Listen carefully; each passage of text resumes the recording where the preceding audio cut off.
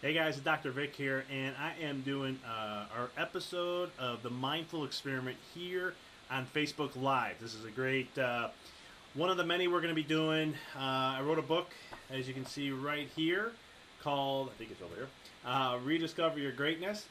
It was launched about a month ago now. It's been going really well.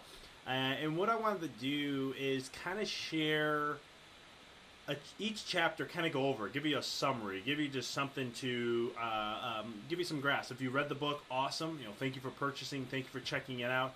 If you have it, you bought it but haven't read it yet, these are going to be some great podcasts to check out. And if you're thinking about buying it, this is a great opportunity to get a kind of a little bit of a synopsis, a preview, or something just to check out of what I have been working with and doing with the book, and kind of get just an author's view. Why did I write it? What's the purpose behind it? The questions asked, and so much more. So I'm excited you're here.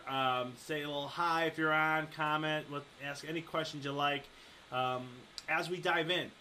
As I wrote this book, some people have asked, how did you get started? And for me, if you asked me a couple of years ago, because this is something I've been working on for a couple of years now, wanting to create this. And it was one of those things where I was kind of like, how am I going to start? What's the What's the concept? What's the things that I'm going to share? What's the stuff that I want to bring to the table and help give to the world to raise the bar, to help you discover really who you are? There's a lot of, I've heard so many times people say, discover the greatness within you. You all have greatness in you. You're unique. You're this. And I was always like, that's great, but where's the substance behind that? How do I know that there's greatness within me? How can I know in a scientific way? Can I tell myself that, hey, there's greatness within me? And so with the book, when I started out, I thought it was great to start with, who are you? Who are you really? And if you're tuning in and listening live, and even if you're listening on the recording, definitely chat in. Who do you think you really are? Like, what's that substance? Who's the real essence of you? And I thought that was a great way to take into the book, because in life, I think with all the technology and how we're so focused all up here, I mean, we're in an informational era. We got in the palm of our hands, we have a smartphone that can pretty much connect us and access any type of information we want. And we've become so heady of individuals that we've kind of lost out on who's really within. And now we look at, your success. Well, how do you know you're successful? Well, for most people, it's how much money you're making, how much materials you've accumulated. I still see people time and time again who are successful, and God bless them for being successful in a financial and material world, and others, I hope. But at the same token, you look at their life, and it's like, hey, look at this. I have a Ferrari, I have a massive house, and I have all these things. And don't get me wrong, those are awesome things to have, and that's a vision. If that's a goal of yours, man, thumbs up, more power to you. But at the same token, when you look at your life overall, what really is then, looking at success, what are the principles to it? Who are you? Is that defining who you really are? Are you just an accumulation of your wealth or materials or of matter, for that matter? Or are you something deeper? And that's where the beginning of the book came from, and trying to start to ask that question, who are you? Who is that substance within? And so when it came down to it, when you look, as I talk about in my first chapter, who you really are is we base it off the titles of who we are. We base it off the labels of what we've been conditioned and programmed to be, or it's the job of what you're doing, it's the career you're achieving, and so much more. I'm a chiropractor, I am an uncle, I am a husband, I am a friend, I am a cousin, I am a son, and I can go down the list of all these different titles that I have. But is that really me? Is that really who I am? Who's the person behind it all? Who's the person observing all the 40,000 thoughts that come through your mind each day? Who's the one focusing and hearing it? Who's the voice inside? And that was always it's an age-old question. My grandmother, this just happened recently, my grandmother passed away about 3 months ago, and just this last Sunday was her birthday, May 27th. And so my mother told me, hey, we're going to have a mass. I was like, okay, I'm going to go. And I went there, and I'm listening to the homily that the pastor's, the deacon actually was sharing. And one of the things he mentioned was he kept saying the Holy Trinity, the Trinity. It's three in one. And he kept talking about how no one has ever been able to discuss and break down what really is the Trinity. You know, it's all been, for 2,000 years, people have been trying to understand that how can three things be all one? And it was a great concept I loved hearing it because for me, it's pretty simple. And I outlined this in the book, that when you look at who you really are, you know, the essence of who you are, it's beyond the titles, it's beyond the labels. Who you really are transcends time. It transcends space. Who you really are existed before this earth has ever been here, and who you really are is going to exist after the earth has gone. That's the essence of who you really are, right? But how does that all tie into the Trinity? And I'm going to come back to that. So we'll keep that in your head. I'm going to come back and talk a little bit about, as I emphasize more of who you are, we'll break that down into the essence of how we can explain what the Holy Trinity is. How can we explain the essence of who you really are? And so as we go into as I described in the book, I talk a lot about labels and titles and even how I got lost in them, and how the programming of human consciousness, and showing us different ways of this is how it should be. This is who you are. If you're a mother, this is how you should act. If you're a father, this is how you should act. If you're a husband or a wife, or if you're this or you're that. And all these constructs and rules. And I'm not against rules. I think rules sometimes are okay to have in life to a certain degree. But at the same token, don't let that become who you are, right? Because if you take away all your titles and if you take away all your labels, who are you really? Good question. Who are you really? And in the book, I say this very strongly. When I've done my work, I've done my meditation, I've meditated on this so many times, I've journaled, I've communicated with other people, I wanted to understand that essence of who we really are. And when it comes down to it, it's so simple. The essence of who you really are is God in itself. Now, for some people may not like the word God. That's fine. It's a title. It's a label. That's all it is. It doesn't really, just because we put a title or a label on it, doesn't have to mean that that's all the end all be all of it. There's other ways you can label it. Many people say God. Some say universe. Some say prime creator. Some say source energy. Some say all that is. Okay? Now, the thing about when I say you're God is that you are a creator. Okay? You are someone, your soul, the essence. When you leave this world, this, like for example, me, this body, my fade, I call this the meat package, is not really who I am, because when I pass, this stays here. It doesn't come with me. I'm gonna go somewhere else, but this stays here. And so this essence, the true essence, the soul, the spirit, the life force, the chiropractors, we call it the innate intelligence.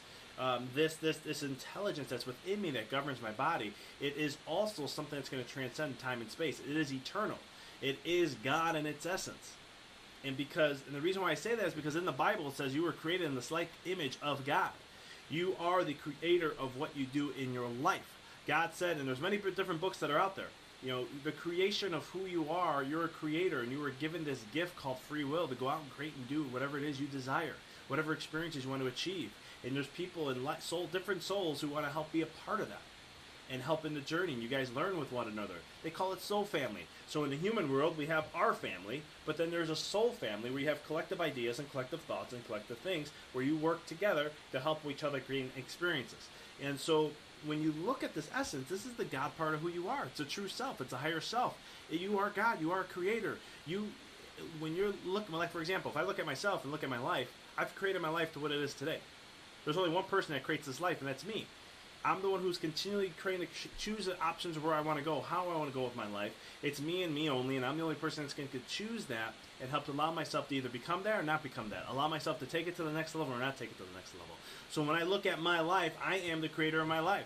I chose to want to experience chiropractic and become a chiropractor. I chose and wanted to become and experience what it was to be an energy healer. I chose and wanted to experience what it is to be a son, a husband, and so much more. You see, the label doesn't dictate who I am. You got to be careful with that. Because when you say the word I am, which is the most powerful thing you can ever say in your entire life, whatever comes following that is who you are. You're dictating this as your experience of who you are. That's why I never say, like, of course I'm going to live the human life and tell you, if somebody says, what are you? Who are you? What do you do? I'm a chiropractor. I am this, I'm that. But in the essence of my own realm, I'm experiencing what a chiropractor is. I'm experiencing what it is to be a mindset neuroscience trainer.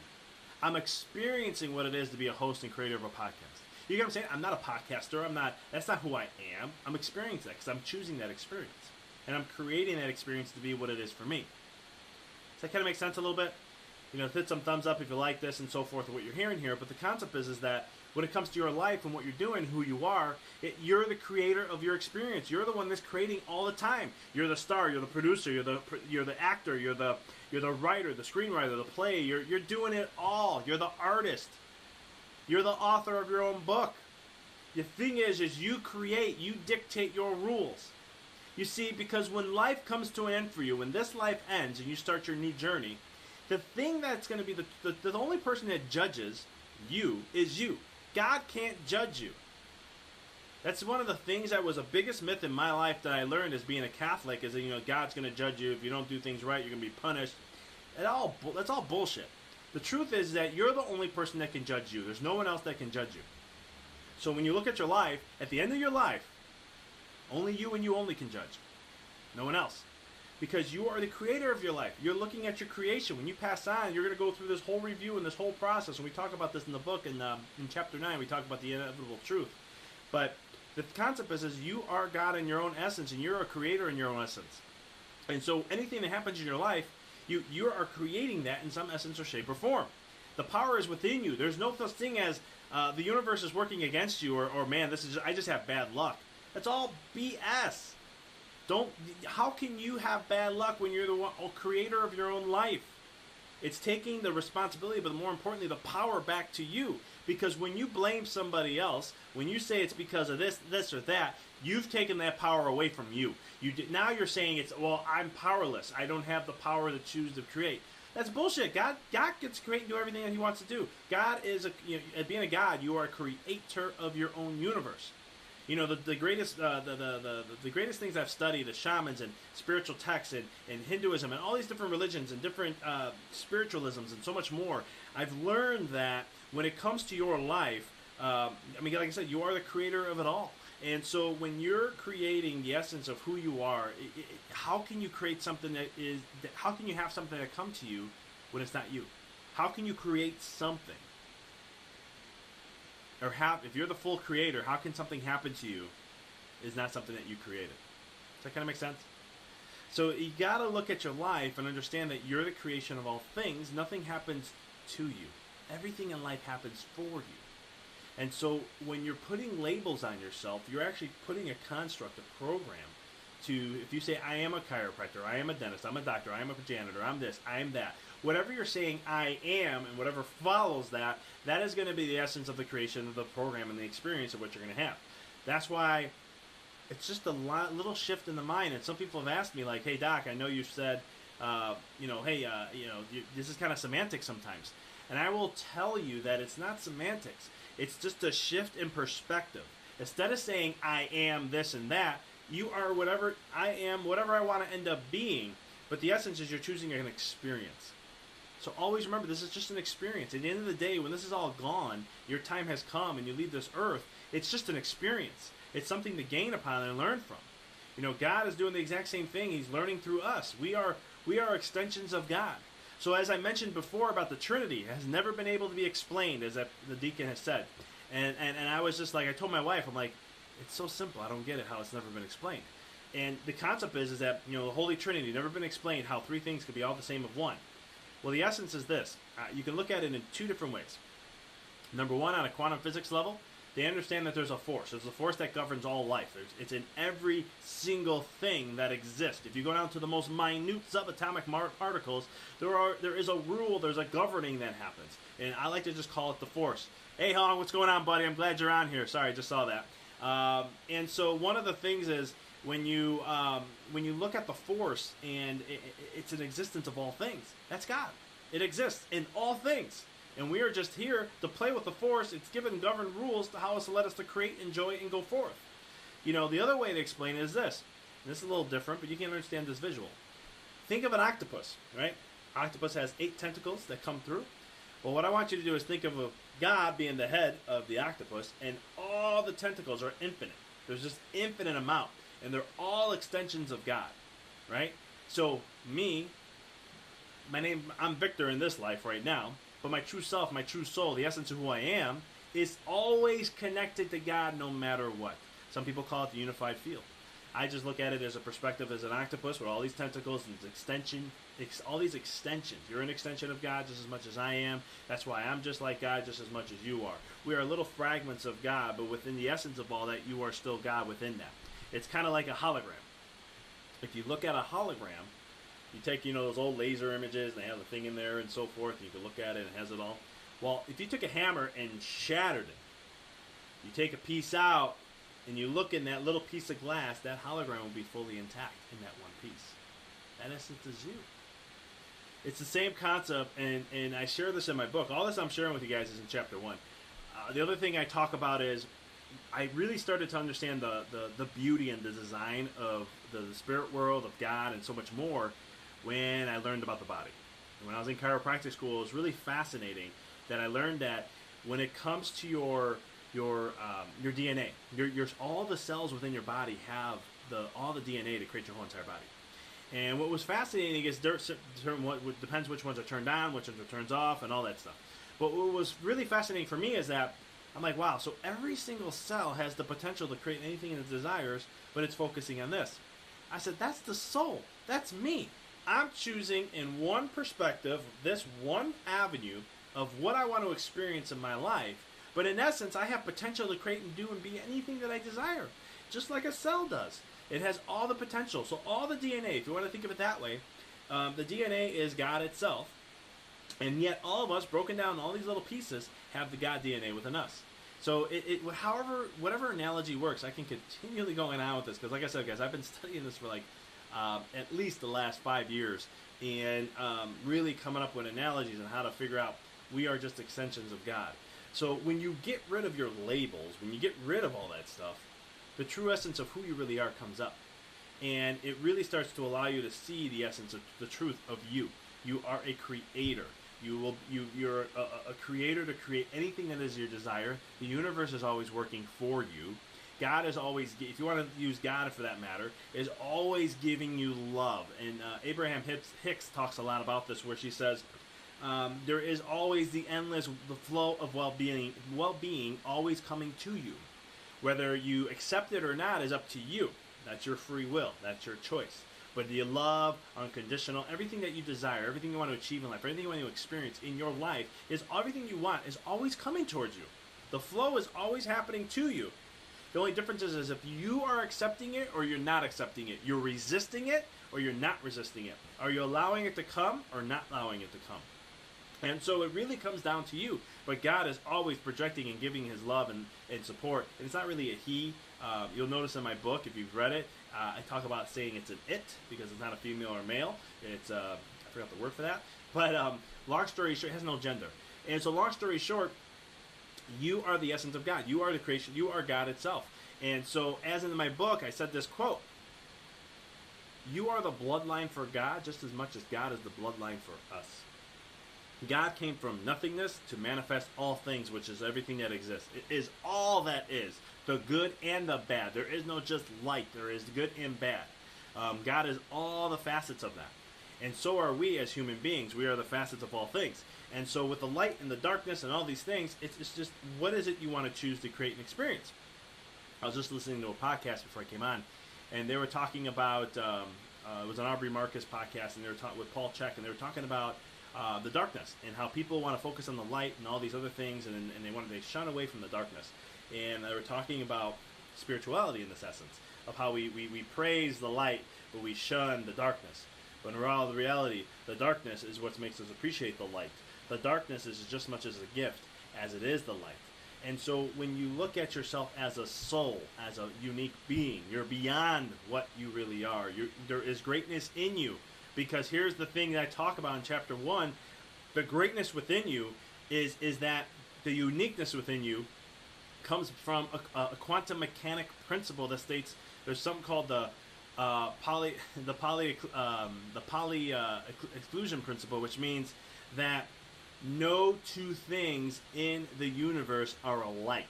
There is no two things. When God created you, right? Everything stems from God. Nothing is higher than God. We can never be at a higher vibration than God because God is all that is.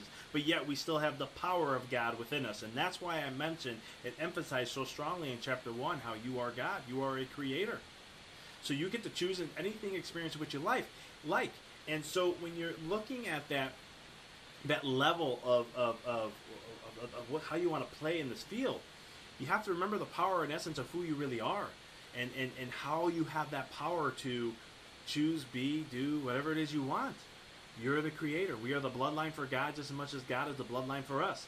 Rumi said we are not a drop in the ocean. We are the ocean within a drop. That's such a powerful statement because it puts everything together when I say and talk about how we are the bloodline for God. We are God within ourselves. Because within a little drop of that ocean, that's God, that's the ocean within that drop. Within containing of who I really am, the soul aspect of who I am. That essence truly is God within me. Just like it is God within you. It's there. And the universe is always working for you, never against you. Nothing is there to get you. There's no bad luck. There's nothing coming after you. The only thing that could come after you is what you allow. Because in this book, in this amazing book, I highly recommend getting it. If you haven't, I'm going to open this up real quick because one of the things I shared in there, and this doesn't come from me, it comes from Daryl Ankle, who is he channels a high vibrational entity called Bashar. And if this gets a little woo-woo for you, just ignore what he's getting. Just take the information for what is and allow it to see how it applies in your life. But one of the things I talk about, I share the 5 laws of creation, and it came from Daryl Ankle, came from Bashar, and one of them is that you exist, right? Law number 1, you exist. If you didn't exist, you wouldn't be watching this. If you didn't exist, you couldn't experience this life. If you couldn't exist, you couldn't experience everything that you have. You exist. You're here. You're alive. You're vibrant. I'm not only talking on a physical level, I'm also talking on a spiritual level. Number 2, the reason why, let me go back. Number 1, one thing I mentioned in the book is that this made so much sense to me because the energy is never destroyed or created, it just changes form. So that's called the law of thermodynamics. And when you look at the law of thermodynamics, that's what it talks about. That you can never be destroyed or created. It's energy being shared, and it just changes form. So when God created us, He didn't create new energy. He took pieces of it and shared it. And some people go, well, hold on, He had to give energy up. He had to create it. Well, when you take a candle and you go to put the wick with the flame to another candle, did that candle have to give anything to make that other candle light up?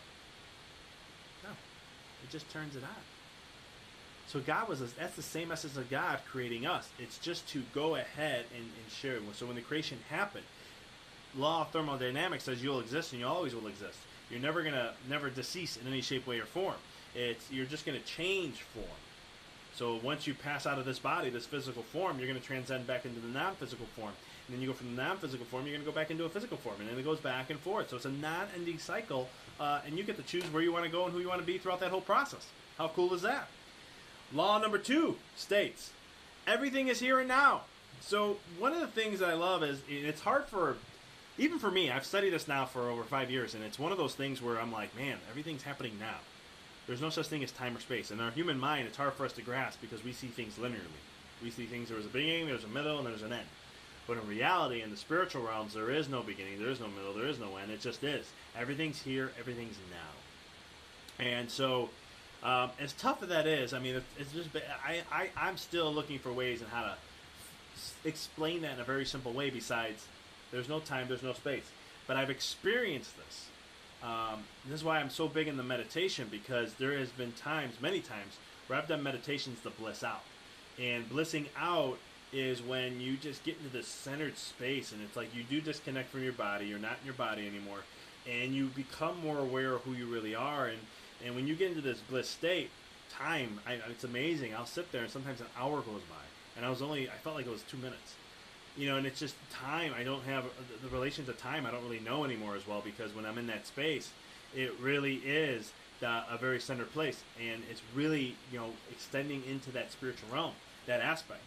So everything is here and everything is now. Here's the thing that talks about the Rumi quote that I used, and that is, the one is all and the all are one.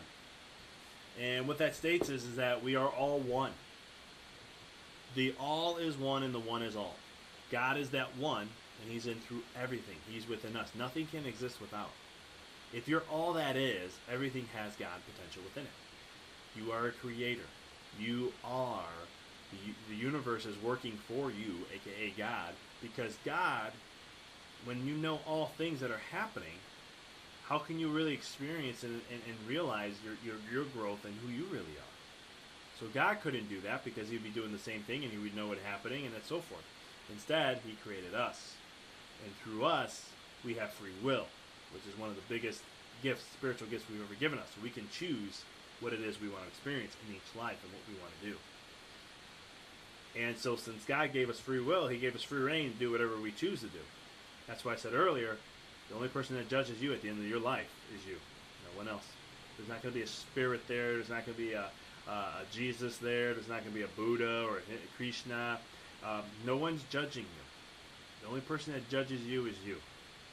And so when you comes to your end of your life, that's what's going to happen there. And so when you look at the perspective of everything, all is one and one is all. You are not a drop in the ocean. You are the ocean within a drop. And that's law number 3.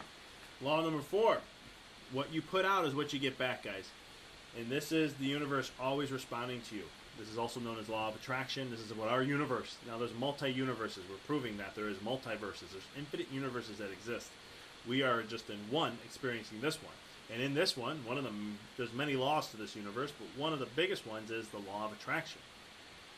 You only get what you put out, and the vibrational frequency will come back to you. And so it's one of those things where you look at your life and everything that you do is the universe working for you. So everything that you do in your life you're sending a signal out, and that's going to come back with the experiences of what it is you're choosing to. So everything you put out is always coming back. It's constantly happening, whether you think this works or it doesn't. It's there. It's law. It happens. And then last one, which I love this law out of all the law of creations. Everything changes except the first 4 laws. And this is why in life I always tell people, and I recommend for people, to make changes in your life. Do things always. You got to be constantly changing and evolving, because the universe, the spiritual realms, you're always changing. You're always evolving. You're always constantly shifting and changing and growing and evolving. And so why, as in the physical form, should we get comfortable? Comfortable is the killer of all growth. Comfortable is the killer of dreams, of aspirations, of accomplishing your goals, and so much more. You have to get uncomfortable to achieve the things you desire. Getting uncomfortable is what creates change and what allows you to continue to change. And that's why in this beautiful life we call Earth here that we're experiencing, this Earth University, really the essence behind it is that you're going through this process, and it's the whole aspect of contrast. You have to embrace the contrast, because that's what life's all about. The contrast is what allows you to see more of what you desire. The contrast is what fine-tunes your desires and know it specifically and give you more clarity to what it is you desire. The contrast is what allows you to get growth. The contrast is what allows you to change and evolve.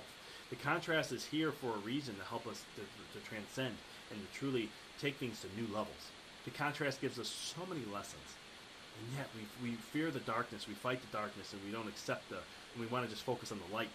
But it's with that contrast that allows us to appreciate our light. It's experiencing the darkness to experience more of the light of who you are, and that greatness and that uniqueness. So the more you go down that path of darkness, the more you're going to revolt. You're going to propel. You're going to excel into the aspect of the light. And so, in chapter 1, we talk all about that, guys. And that's the essence. When we look at yourself, at the end of the day, you're God. And at the end of the day, the universe is always working for you for the benefit of what it is you desire that you want to experience. Because we are the bloodline for God and God's the bloodline for us. And what that means is that when you look at your life and the things you want to create, God gets the same experiences of what you create and what you get. So the experiences you create for your own self, whether it be good or bad, it's up to you. It doesn't matter. You're making that choice. But at the end of the day, at the end of the day, God gets that experience too. And we're giving God experiences. So as we evolve, so does God. And together we evolve together and we grow and expand into infiniteness. Because this universe, there is no edge to it. I know we keep thinking there is going to be, but there isn't. The universe doesn't have an edge. It's growing and expanding in infiniteness. And the more that you expand, the more that you evolve, the more the universe evolves, the more that God evolves, the more that all of us evolve. Because as I talk about later in the book, I get into things about how what you do in your life gives other people opportunity to do the same. You liberate them to allow them to do the same. When you face a fear and you challenge your fear and you break through it, it allows someone else, you give someone else the opportunity to do the same. And that's the power behind us as individuals. You can create a massive shift, a massive change. Because the poly-exclusion principle, based on quantum mechanics, states there is no two things that are alike. There's no two snowflakes that are alike. There's no two human beings that will ever be alike. There will never be another you on this planet in the history of humanity overall. It will never happen. It's you and only you. And there is no one else that will ever come to replace you. And the same token is on a spiritual level. God created all the facets of who that exists in the essence, and it's in the spiritual realms. And there is no one else out there that's like you. So you have greatness in you. You have uniqueness in you. You have something special to give to this world. There is a gift within you to give. The thing is, no matter what you do within your life, that echoes and that gets shared. You raise your vibration and other people get to share that too and get to experience that. And together, as if we really work together to create more inspiration within ourselves, to inspire ourselves, if we work together to help create more fulfillment in our life, as we do that, we illuminate more light within ourselves, and the more light that we expand together helps illuminate the world, and that allows the world then to light up, and then we start to learn more about love, and we can work together better instead of create our divide and our differences that we have. We learn to accept our differences and know through diversity, we create more strength, and we grow and we prosper, and so much more through diversity instead of having one singular thought. We were designed to be unique, but at the same token, it's our goal as human beings then to learn how to connect with one another and appreciate each other's differences. But at the same token, learn how those differences can strengthen each other as a whole to take humanity to the next level of raising their consciences. So I want to thank you guys.